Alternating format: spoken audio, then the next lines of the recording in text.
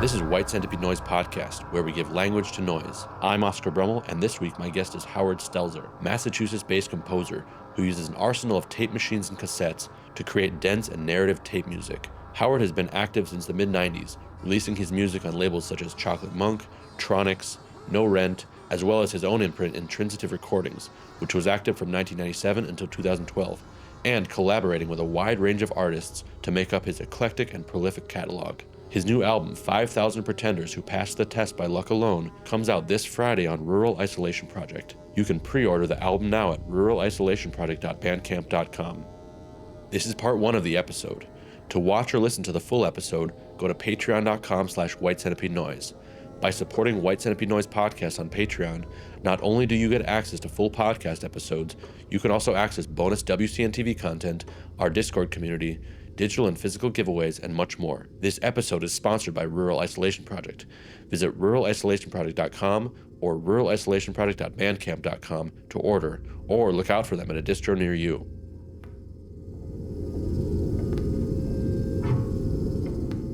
Hello, Howard. Welcome to White Centipede Noise Podcast.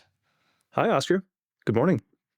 Thank you for joining me. I guess I want to start off by just talking about tapes, because that is one thing that is seemingly central to your work since the beginning and something that is at the forefront in many ways of what you do. So my understanding is that you work exclusively with tape and always have. That can mean a number of things, but can you tell me about what your reason was for focusing so heavily on tape in the beginning? Yeah, And when you started with that specifically? sure. Yeah, because my relationship with cassette tapes has definitely changed over time. And kind of the reason why I'm using them and stuck with them has also changed over time. When I started in the I guess mid 90s or no, early 90s, Mm-hmm. when I was just a kid in high school in the suburbs of South Florida, um, I was, my friends and I would just get together and grab like auto parts out of junk shops, junkyards, and pull it into my parents' garage and bang on metal, as high school kids do. Um, and we put a cassette player in the corner of the room, and this is a concrete garage, like just Mm-hmm. did my parents' house. Um, and it was really fun to bang on metal, because it is. Um, but when I took that cassette out of the boombox in the corner, and you got to know it was just a boombox with a condenser mic on it, just not anything good, not even an external microphone. And I took that tape and I played it in my parents' stereo in the living room. Afterwards, it was a huge revelation for me. It was in two important ways. First, that was when I first realized, oh well, my parents' stereo. That's where Peter Allen records come out, and Manhattan Transfer records, and Billy Joel records. Like that's where I hear music come out. And now here's this garbage that my friends and I just did in our garage, coming out of the same speakers and the same stereo. And holy cow, Yeah. this is possible. And I had to be 13, 14 Okay. when that happened. So that was a revelation that it was this cassette that made that connection for me. Which seems an obvious connection now, but it wasn't then. Sorry, I go just ahead. have one question about that. When you were banging on the metal, Yeah. were you doing it in like a rhythmic kind of 4/4 mimicking a rock band or punk band kind of way? Or were you already familiar with like this sort of abstract approach to sound and music? Or was it kind of like tapping rhythms like like trying to rock out a little bit? Kind of both. Mm-hmm. I mean, I was 13 years old, so it's not like I had a history of experimental music at my fingertips, but I knew some stuff. Well, let's actually come back to that, and I can tell you the second big revelation Yeah, about that moment please. was that the cassette didn't sound like what we did in the garage Mm-hmm. because it was the cassette itself distorted it, the microphone distorted it, just that it was a concrete space and like you know the peals of metal percussion banging around this concrete space. The thing on the tape was recognizably what we did, but also completely different. And that transformation, plus the possibilities it opened up, that's what sold me on cassettes early on. Now, at that moment, I didn't decide I'm going to do this for the rest of my life, but I just kept using cassettes after that because, well, this worked, and what else do I have? I don't have any musical ability or anything like that, but I could overload cassette players, and cassettes were really common. Um, and then I would take cassettes and do like kind of pause button collages out of them, and uh, played that back, and kind of the surprise of what would come out of the speakers. Well, I didn't really know what I was putting in. The surprise coming out that where the cassette itself was changing the sounds, that was really inspiring to me, and that's when I started with cassettes. Now you asked what were we doing bagging on the um, I think when I was 13, 14, I knew about like Front 242 and Wax Tracks crap. Again, I was a kid in South Florida, pre-internet. Like, what would I go to the mall and buy, Front by Front and Knights of Reb records? Like, that's who I was when I was a kid. I still like those records. Yeah. But yeah, so banging on the metal kind of came from that. I think I saw Einstürzen Neubauten on 120 Minutes on MTV one night, um, and thought, "Oh my god, what are the? I can do that too." Yeah. Obviously, I can't, but I thought I could. It looks so doable. Like, they're just banging on metal. I can just bang on metal. So I still have recordings of those, and those recordings have made it onto a whole lot of my other albums. Um, very, very changed over time, but that was my first cassette revelation. Over time, it's become really different, but that's where it Yeah. started. Are you able to, I mean, I have, maybe it'll reveal itself as we talk, but can you reveal how it's changed, or can you talk about how it has changed over time at this point, like to what you're doing now? To what, I just heard the forthcoming album on Rural Isolation Project. What are you doing there versus what you did on your earliest recordings? If Sure. we can jump right into that. Yeah, sure. Yeah, let's do it. But when I was first figuring stuff out, like, I didn't really know what I wanted, and I really didn't know what I was doing, but I was enjoying the action of moving cassettes around and of running cassette players into a mixer and hitting stop and start and fast forward a lot. And um, excuse me, and what came out of it, I wasn't in a lot of control of, and I didn't really know how to. I didn't really know what I wanted it to sound like. It just sounded like what it was, and I accepted. Well, I guess that's the sonic result of these things that I was doing with cassettes. So that would be early '90s, and then I moved to Boston in '98, um, and then started playing the. But by that point, I had a system of cassette players. It could be anywhere from 5 to 20, and I would just set them around me. And some of them would go into a mixer and to come out of speakers, but some of them were just playing into the air. And at that point in the 2000s, late '90s to 2000s, and I also didn't have a clear idea of what I wanted the sonic result to be. I just was producing sound and was thinking of it kind of as an instrument. Mm-hmm. Um, that hit a wall when I realized that I didn't like any of the actual recordings I was making. I would listen back to the recordings of these things. These are all garbage. Like, this sure was exciting when I was jumping up and down, hitting cassette players, hitting fast forward, and in the room it maybe felt cool. But I don't want to listen to this. Like, it Mm-hmm. doesn't sound like um, the music I'm listening to, and I didn't really understand why it didn't. Um, and two things changed that. My friend Frans de Woerden in the Netherlands invited me to go and do an album over there, and he had a project called Brambron, where if you invited to do a Brambron project, you could ask anyone in the world who you wanted to make an album with to go and meet you in Nijmegen and go into a studio and make an album with that person, which is pretty awesome. So I picked Giuseppe Alassi, and we hung out in this basement studio, and we made an album together. And I watched, and we would first play in the studio just improvising, and I would be pressing play and rewind, and he was making his guitar sounds and electronic sounds. And then afterwards, I watched him take the recordings and compose with them on a computer. And I thought, oh, that's what you can do. Before that moment, it never occurred to me that that was even possible. So I went home from the Netherlands thinking, oh, I don't have to just accept the sound that comes out of the cassette players. I can start with the sounds that come out of the cassette players and build music out of that. So that's when I started. That's when I think that my music began. Like maybe this 2007, 2008. That's when I Okay. first started making albums that I started thinking of as albums, and I Hmm. started thinking of composing. I did Bond Inlets was the first album I made that I thought this is successful. This Yeah. works. The second was my friend Brendan Murray, who he and I would play in Boston often, and I would watch him play like pretty much every performance that he gave for 15 years. And I would notice that he was always playing the same piece at every performance. And then eventually, and the piece would change a little bit from one performance to the next, and then he would result in an album. And then he would have a different piece and he'd be playing it live.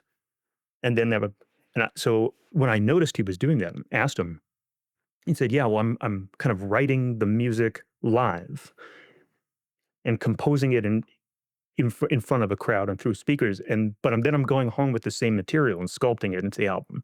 And I Hmm. thought, oh, you can also do that. Yeah. Um, so then I was still playing live, and I started to think of the music as performances that were steps toward a recording. Hmm. Across the Blazer, I think, was the album that was the most successful of that. I was playing Across the Blazer live for a while, and then taking the recordings and it was composed. I was playing it live. When I was playing it live, it wasn't improvised. I knew where every sound would go. I knew what every cassette player would sound like when I put the different sounds in them, and it was totally through composed. But it was also getting better and better and better. And then I would take the recording of those performances back home into the studio to make the recorded version of that piece. Now, to go back to what I'm doing now, um, in 2012, I guess, I left my job. I had like a stupid desk job and went back to grad school to be a teacher. So I'm a middle school math teacher now. When we did that, yeah, it's awesome. It's the best. Uh, yeah, I love it so much. So when we Awesome. did that, we moved away from Boston, where I was based for a while, and my time was fully taken up by learning how to be a teacher and Hmm. then starting to be a teacher. And so I Yeah. stopped playing concerts. Yeah. I used to just play every opportunity there was, and I stopped doing that. In And Boston, because of it, in the in Boston Boston, area. yeah, Yeah. yeah, Okay. yeah. So like Boston, Providence, Hmm. yeah, that area, Sure. New York. But then I stopped because I was really, really mentally focused. But I would make music at home more because I thought, okay, well, now I'm not playing shows. I can just think about what albums I want to make. And so the cassettes were still there. Hmm. But I was really focusing on, okay, I'm making a sound that's going to be a component of some other thing. And so I would treat individual sounds differently and then put them into a piece. And then during COVID, we moved out to the country, and now we live far from everything. I Okay. definitely don't play concerts anymore. But now, and I teach full time too. So now the way that I'm challenging myself now, and this brings to the new album is, uh, I try to not do the same album twice, and I start to really think about like, okay, if I'm not just playing shows, I'm making recordings that are designed to be listened to, and so how do I make an album that's worth somebody's time to listen to, that's worth my time to make, that's a statement that's worth saying and isn't just a document of a process. Right. At first, that meant I was processing a lot of other people's sounds, so very collaborative.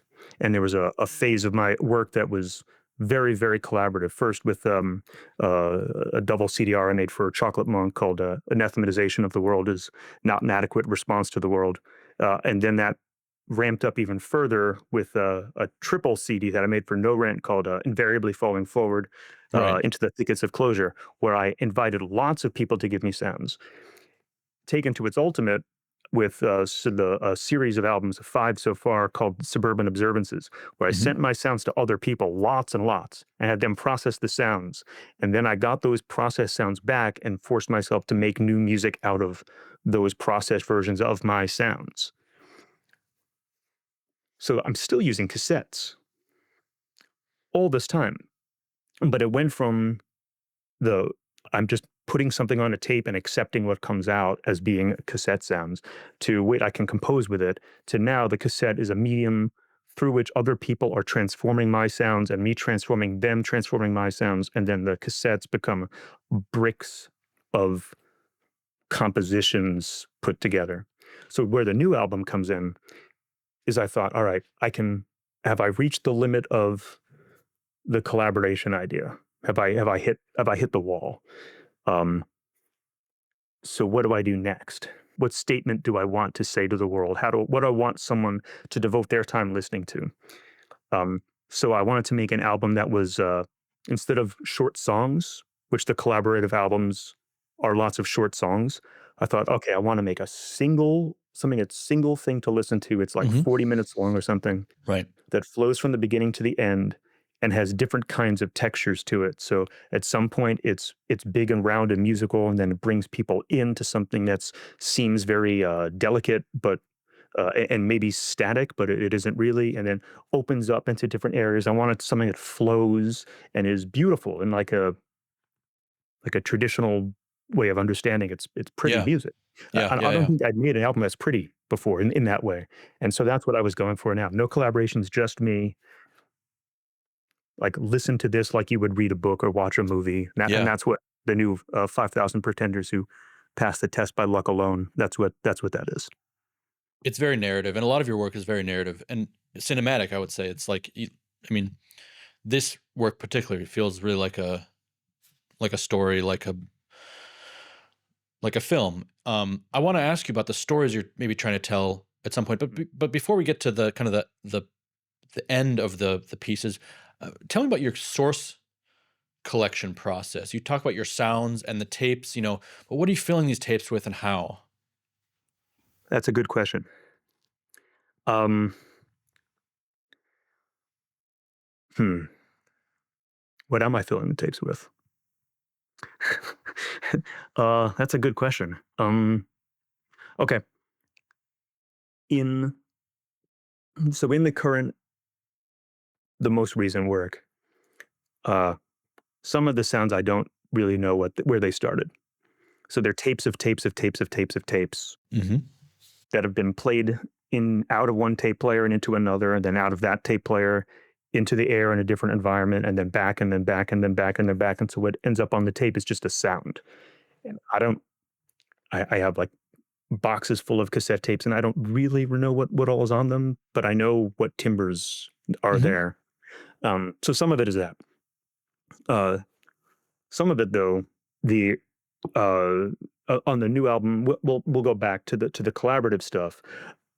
Some of those sounds were my 20 years worth of sounds that have been transformed by other people, and so I know what those sounds sound like when the other people transform them, but I don't really know what they did to them. I didn't ask. So they're still just sound. So like the source of the sound, I guess is what I'm trying to say, is not even all that important to me. Like I'm not going out with I'm not like a field recordist going to like an interesting here's a lake. I'm gonna record the lake. Like Mm-hmm. I don't ever do that. It's just garbage on cassettes that It's I just mulch up into something. so, but I mean, with so many I don't know if I cassette, answered your question. yeah, I mean, sure, but I mean, I'm still a little bit intrigued because with so much work that's all sourced from cassettes. Mhm.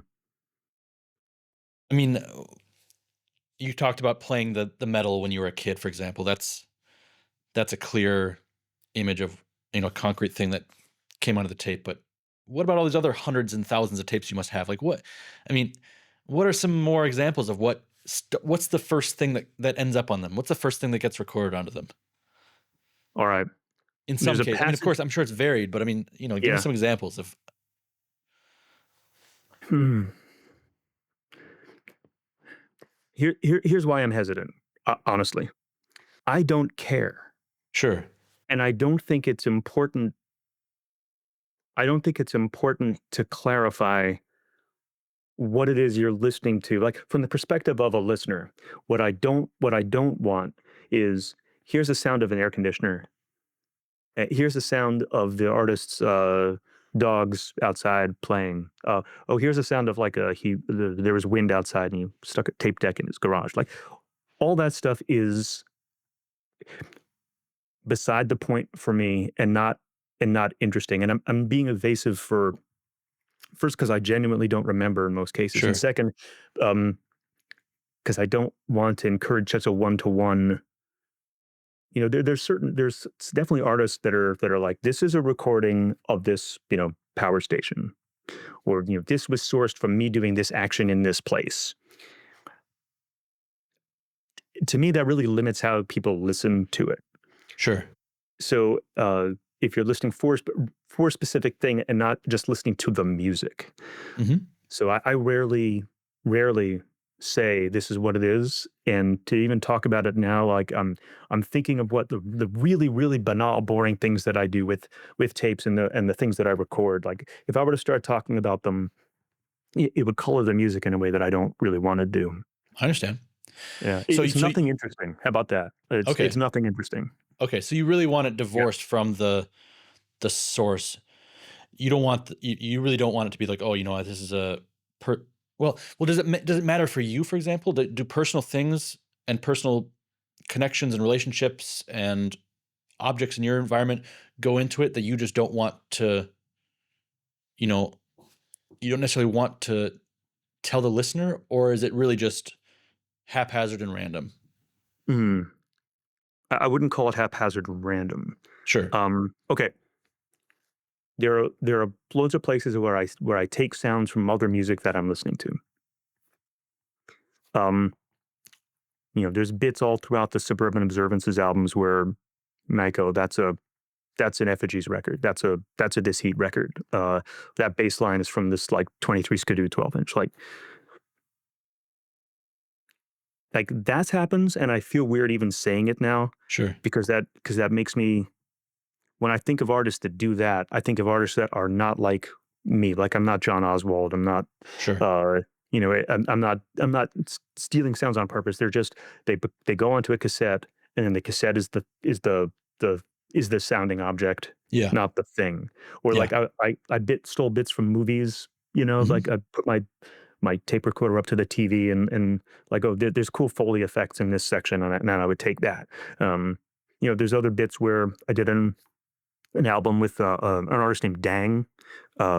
She's in Halifax. She's awesome. Danielle Jakubiak. Well, yeah, Dang. And so, Yes, I know Dang. Yeah. yeah, she's great. Oh, so Yeah. great. And so like for that, we agreed we're going to make music out of bells, and that was decided beforehand. And so all the sounds on that album started from the sounds of bells. And so, but she interpreted bells one way, I interpreted bells a different way. And so they all became, at least in my part of it, put onto cassettes, played in different environments, and then those cassettes played in different environments and and layered and layered and layered and processed and processed and processed until it turned into music. And now I don't know if it still sounds like bells, but part of me when the album came out kind of regretted being so clear about that it's bells. It was because I think of when Francisco Lopez. Um, and I think about when he makes albums that are field recordings, but he says very clearly, they're just sounds that I've captured, and I want you to listen to this purely as sounds and not as, oh, this is a rainforest. But then some of his albums, he says very clearly, this is the sound of this thing that's happening, that I went to this place and I recorded in this way. And when I listen to those, I find myself listening for audible hints of the thing that he described. Like, oh, do I hear that this is a contact mic in a Tundra? Like, can I tell that this is an escalator? Can I tell? Which is, I'm not that conscious that I'm doing it. I just find myself listening that way, and I don't. He's okay with that.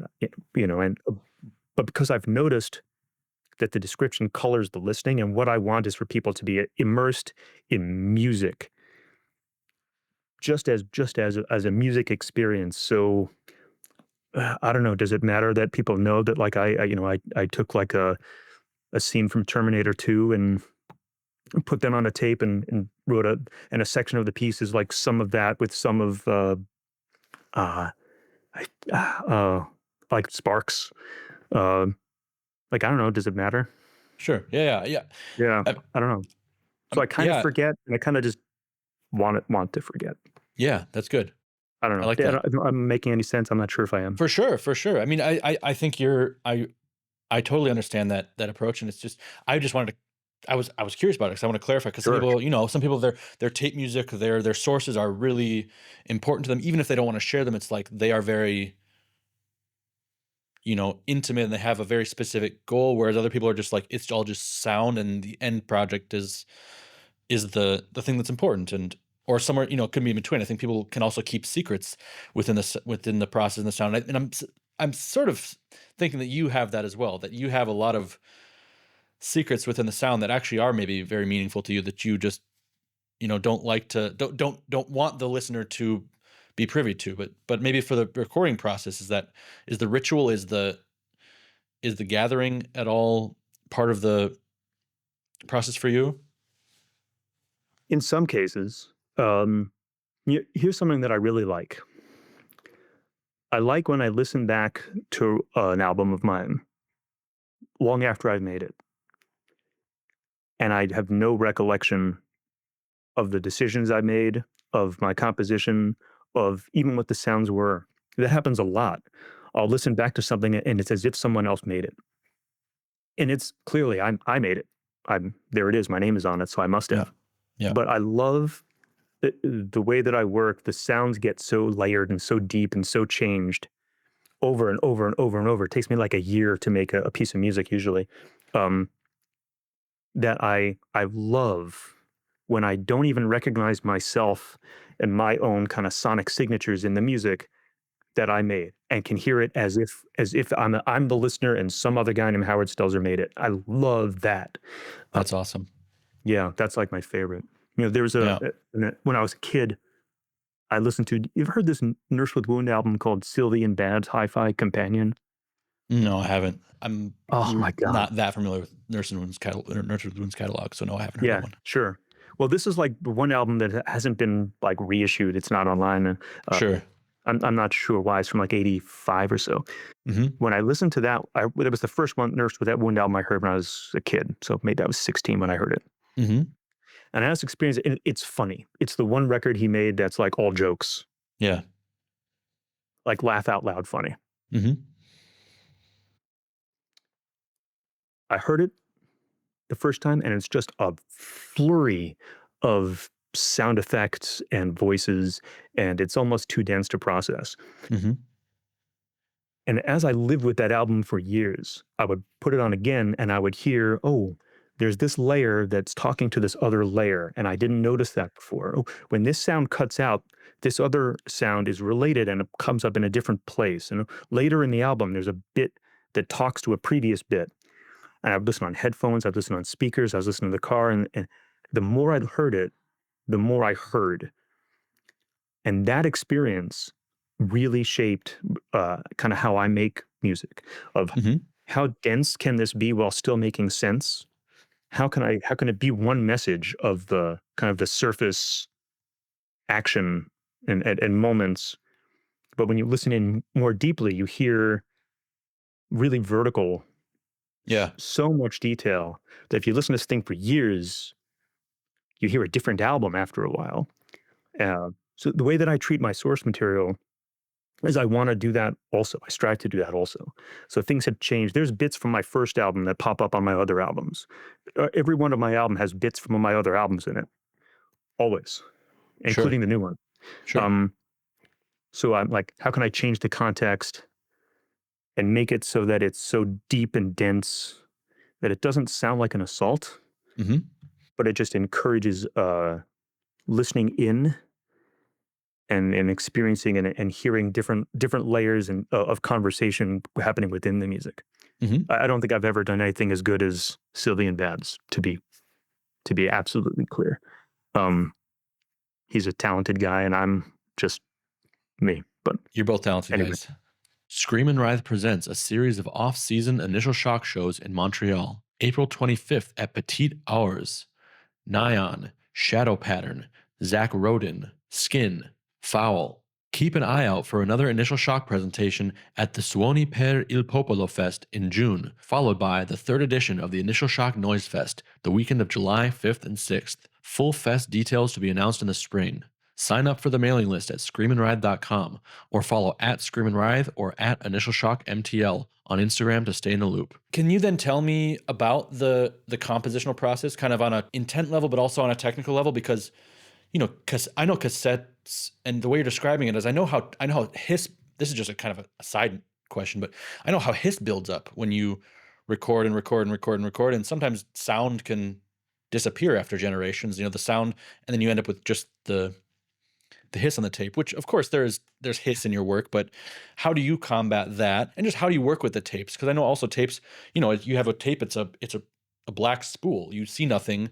You have probably boxes and boxes and boxes of tapes. How do you know how to put these C60s, C90s together in a way that is intentional and get what you want out of it, without just being, like you said in the beginning, kind of just improvisational, just playing the stuff back and overloading it, what's your process for that? Typically, I'll start with it with the piece kind of written out, typically, and then that gets thrown away. But I'll start with this is the musical thing I want to say, and then I'll find my starting component sounds and just start messing with them in ways that release control from me. So playing back tapes in different environments, I do that a lot, like a real cheapo Alvin Lucier ripoff, that. Just so that I lose control of the sound that it started with. I don't want to be precious about, about what it was a recording of initially. So I try to blur that by I'll play a tape in my car stereo on my way to work and leave a tape recorder on my passenger seat. I'll do that. I'll play something in my backyard, while I'm walking the dogs around. When I used to live in Lowell, it's a city north of Boston, and we lived in like an old, used to be like a factory.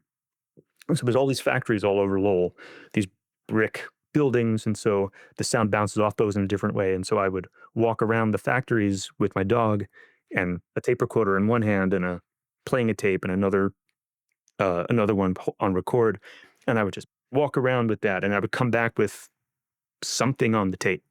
So the microphones changed it, the atmospheres changed it, wherever my hands were, because I was focusing not on the tape but on my dog. So I would listen back to that tape and save parts of it, and then continue to process other parts of it, and on and on and on and on and on. When I amass enough of these, I start to kind of sculpt them into a song. But then typically the sculpted bit, like I'll chisel at it and chisel at it and chisel at it and EQ here and EQ there and add another level that's EQ'd a little different and pan things differently and then pan more things differently. And then may put that on a tape and do the same process, but with the tape of the composition, rec that, and then compose with that again and again and again and again and again until I have lots of different fidelities, lots of different densities, different artifacts from the crappy cassettes and cassette players that I use. I've used some of the same tapes and tape players for like 25 years. Wow. And they're in bad shape. And I guess I could get new ones, but I don't. Yeah. It's hard to get new ones also, I'm sure it is. I'm not going to try. I like my things that don't work. Like I just accept, okay, if I play the play out of this player, it's going to have this weird nasal whine to it the whole time. Yeah. So, okay, what do I do with that? Right. So the composition process becomes stacking and restacking and restacking and then clarifying with EQ and then restacking and restacking until it becomes a chunk of sound that I can fit into the compositional idea that I started with, or else the compositional idea might change based on what happened to the sounds that I started with. And that's kind of how I work. So it takes, I'll reach a point, this happens a lot, where I'll say, I did it, the album is done, this is great. And I'll sit on it for a couple of months, listen back to it and go, this is garbage. What was I thinking? Yeah. And pull that apart. And there'll be like 2 or 3 of those. Yeah. Until I think I've made something that sounds like music. Sure. But so a lot of this, assembly and chiseling and stacking you're talking about, that's happening inside a DAW, like inside a Yeah, computer, correct? Okay. yeah. But then maybe I use bouncing out to a tape multiple times, but the fine tuning is going on in the computer. yeah. I used to own a 4-track, but I never really figured out how it worked. So yeah, my patience for learning how to work gear is very low. Sure. So I don't use the 4-track. But yeah. 4-track multi-track editing software is my friend. Yeah, cool. What do you use, just out of curiosity? Different things. I was using Amadeus for a while, um, and what was the other one? Reaper. Yeah, I don't do a lot of processing, so it's really just a multi-track. It's just a pan. It's just layering and panning and Yeah. mixing. Yeah. So whatever's cheap and around. Yeah. So the processing you do, is that purely from the tapes and you know, the tape machines? Are you using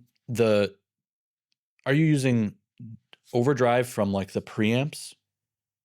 Are you I'm not distorting sure what that things? means. Are you distorting sounds intentionally also as a part of the processing? Like, are you using the input of a tape deck or anything like that to intentionally distort the sound? Oh, that's a good idea. No, that sounds fun. I'll try that. Yeah.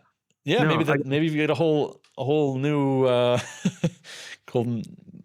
I mean, that's when I'm doing harsh stuff, that's actually my main method of like using distortions. I have some pedals and things like that, but usually the sound that I like the best comes from a few 4 tracks I have, and I just run the signal in really hot, and it gives it really some special kind of distortion. And then so I was wondering, is that part of your repertoire, or no.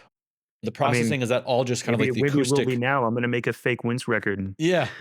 No, that'd Yeah, be cool. Yeah, I mean, I'm definitely put it not the out with only my one name who on it. does that. That's kind of Old Faithful, I feel. But so the processing. Tell me about the different ways you process the sound. I mean, you talked about the distance and the the microphones and the different things like that. But are you specifically like, do you know kind of what different machines or different things will do to the sounds Mm, specifically at this sort point that of. you're?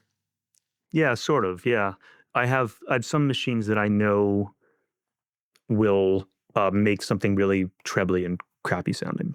I have a Caliphone deck that actually is benefit of working in a school.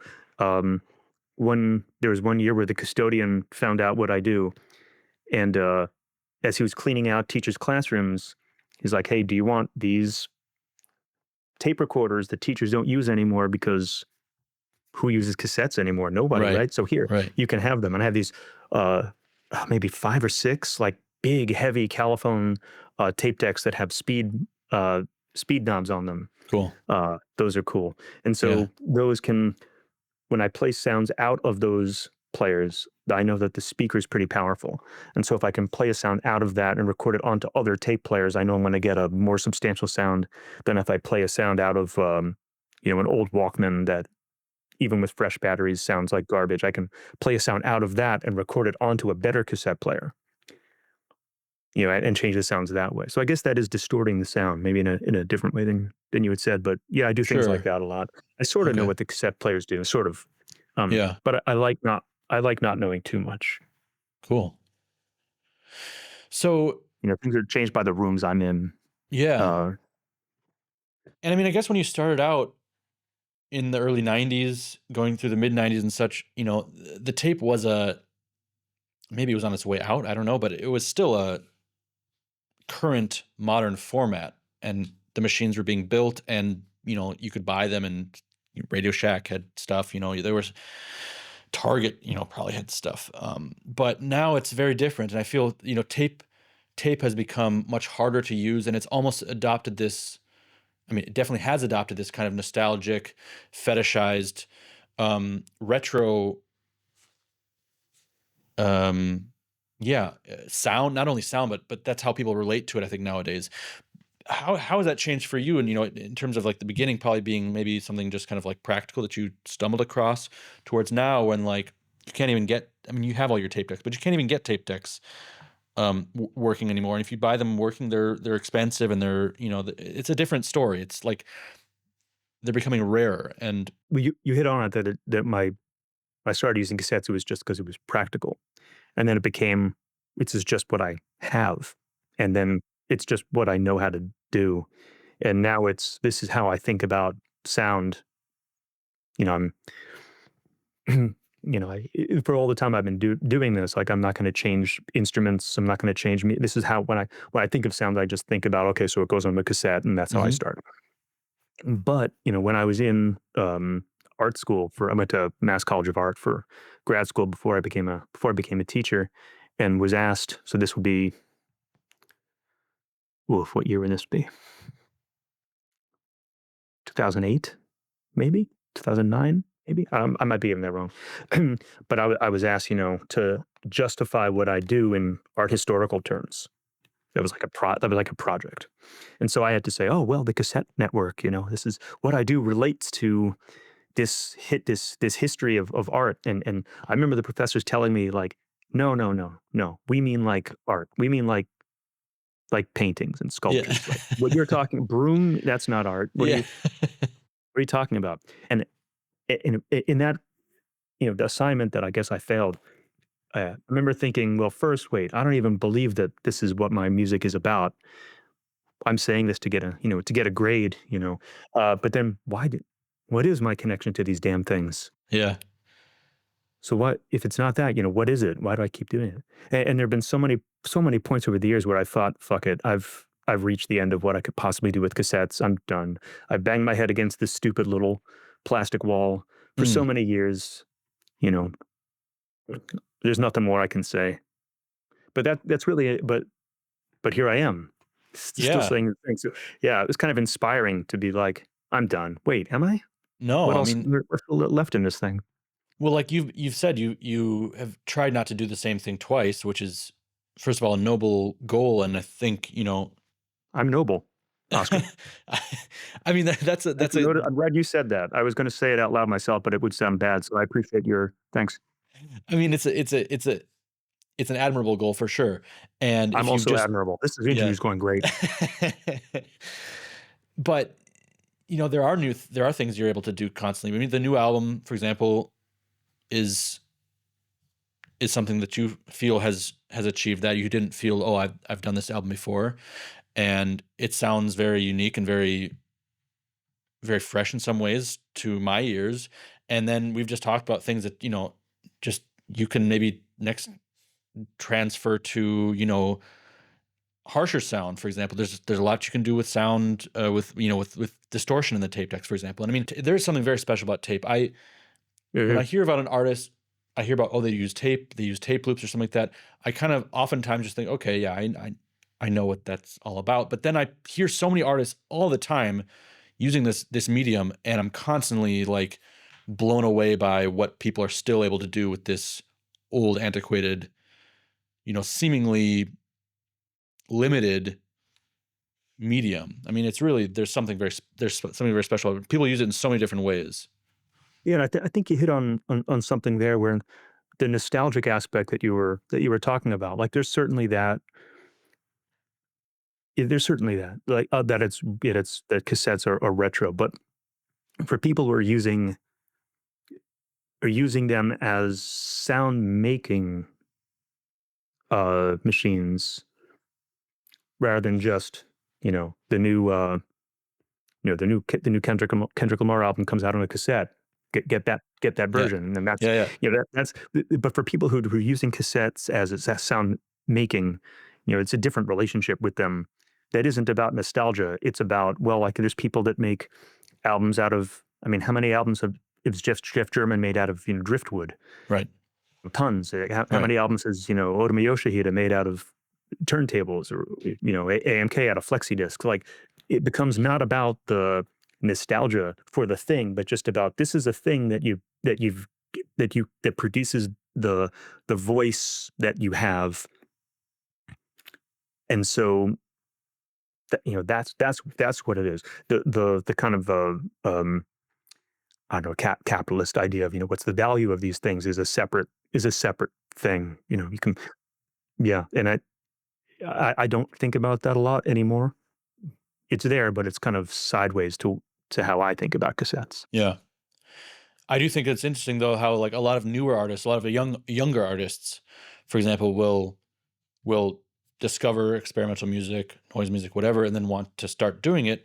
And some of them go with, uh, at least for the, at least in the kind of the community, the scene, the sphere that I follow, people are less likely to start new projects as a new artist and go, I want to work with whatever's the newest or most available technology now. They'll oftentimes say, I want to work with tapes. I want to work with reel to reels, 4 tracks, tape loops.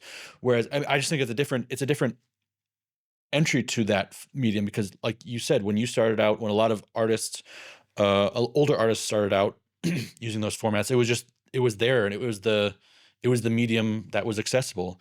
And I was talking, if I think about sound poetry or something like this, sound poetry was recorded on tape, because, and musique concrète, just because that was the most advanced format at the time. It was like, wow, this is the AI of today.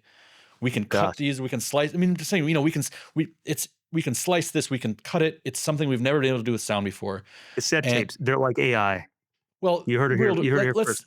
let's say reel to reel. Like when Sure, early electronic sure. music, was starting. It was like, this is something absolutely revolutionary that we can do with sound.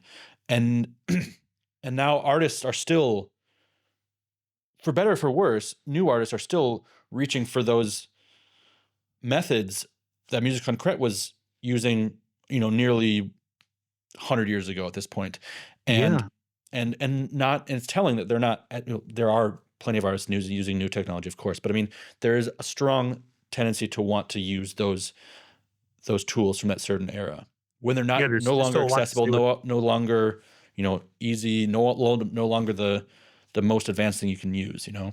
Yeah, yeah. But there's still There's still there's something still about them. fertile ground in there to say things Yeah, with them, even though they're yeah, not. You can't get cassette players for $1 at the right, local thrift store like you could. right, Yeah, yeah. You're right.